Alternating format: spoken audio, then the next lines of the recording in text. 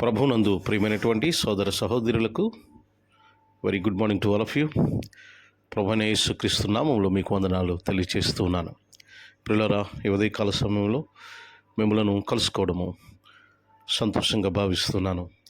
దేవుడిచ్చిన నూతన దినాన్ని బట్టి దేవునికి ఎంతో స్తుతులు స్తోత్రాలు చెల్లిస్తున్నాను. ఈరోజు మన జీవితాల కోసం దేవుని యొక్క వాగ్దానం చూద్దాం.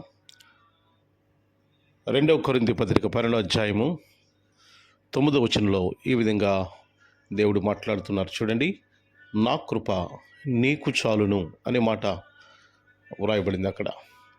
ప్రియులారా, మనం చాలామంది ఏమనుకుంటూ ఉంటారంటే, మన దగ్గర ఏమీ లేదు, ఏ రకమైన సహాయం మనకు లేదు, ఎవరు బలమైన వారు మన పక్కన లేరు, ఎవరు కూడా మనకి కనుచూపు మేరలో మనకి సహాయం దొరికే పరిస్థితులు లేదు, మన దగ్గర ఏ వనరులు లేవు, ధన వనరులు లేవు, జన వనరులు లేవు, ఏ రకమైనటువంటి వనరులు లేవు అని చాలామంది బాధపడుతుంటారు, వేదన పడుతుంటారు, నిరాశ నిస్పృహలోనికి వెళ్ళిపోతూ ఉంటారు. కానీ దేవుడిచ్చేటువంటి వాగ్దానం ఏంటి తెలుసా? నా కృప నీకు చాలును. That is the great resources from God to his people. ఆయన ప్రజలకు దేవుడిచ్చేటువంటి గొప్ప వనరు ఏంటంటే, నా కృప నీకు చాలును అని చెప్పాడు. ఈ మాట పౌలుతో దేవుడు చెప్తున్నటువంటి మాట. పౌలు చాలా బాధపడుతున్నప్పుడు ఆయన ఏం చెప్పాడంటే, అనేక ఇబ్బందుల చేత బాధపడుతున్నప్పుడు ఆయన ఏం చెప్పాడంటే, నా కృప నీకు చాలును అనే మాట అక్కడ వ్రాయబడింది. ఈరోజు what are the problems that you are facing in your life? మీ జీవితంలో ఏ సమస్యలతో బాధపడుతున్నారో ఒకవేళ మీరు దేవునికి చెబితే, దేవుడిచ్చేటువంటి వాగ్దానం ఏంటి తెలుసా? My grace is sufficient to you. నా కృప నీకు చాలును అనే మాట, అనే వాగ్దానం ఈరోజు దేవుడు మనకిస్తున్నాడు. దేవుని కృప నిజంగా మనకి సరిపోయినంతకంటే ఇంకా ఎక్కువ.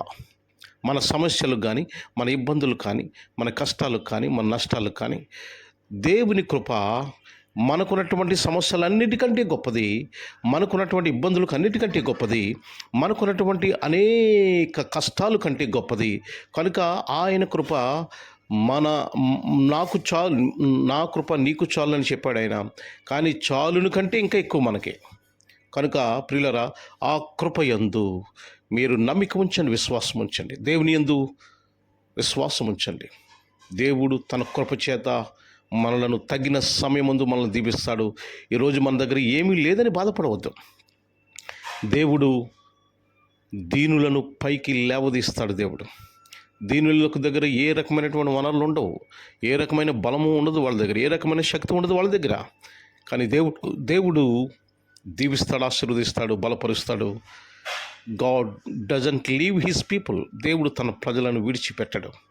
నా కృప నీకు చాలును అనే మాట మనం చూస్తున్నాం. ఈరోజు ఆ వాగ్దానంతో మీరు ఈ రోజంతటా మీ పనుల్లో, వ్యాపారాల్లో, ఉద్యోగాలు, సంస్థల్లో ఆ వాగ్దానం జ్ఞాపకం చేసుకుంటూ విజయము పొందండి. దేవుని యందు దీవెనలు పొందండి, ఆశీర్వాదం పొందండి.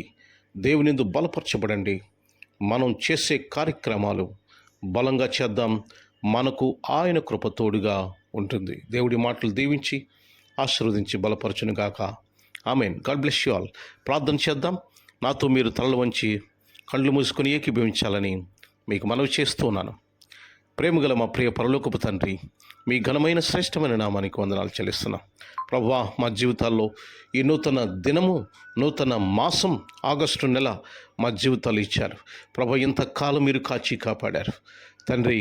ఈ నూతన మాసం అంతా కూడా మీ కృప అనుగ్రహించి మేలు చేసి తండ్రి, మా ఉద్యోగాల్లో, వ్యాపారాల్లో, సమస్తంలో ప్రభువా మీరు విజయము చేకూర్చి మమ్మలను బలపరచమని, దీవించమని, ఆశీర్వదించమని కోరి ప్రార్థన చేస్తున్నాను. ఘనత, మహిమ, ప్రభావములు మీకు ఆరోపిస్తున్నాను. ఈ రోజంతటిలో మీ కృప అనుగ్రహించి విజయం చేకూర్చమని, మీరే ఘనత, మహిమ, ప్రభావములు పొందమని ప్రభు అయిన యేసు క్రీస్తు నామం పేరిట మిక్కిలి వినయముతో అడిగి వేడుకుంటున్నాము తండ్రి. Amen, amen, amen. God bless you all. అందరికీ వందనాలు. Have a good day.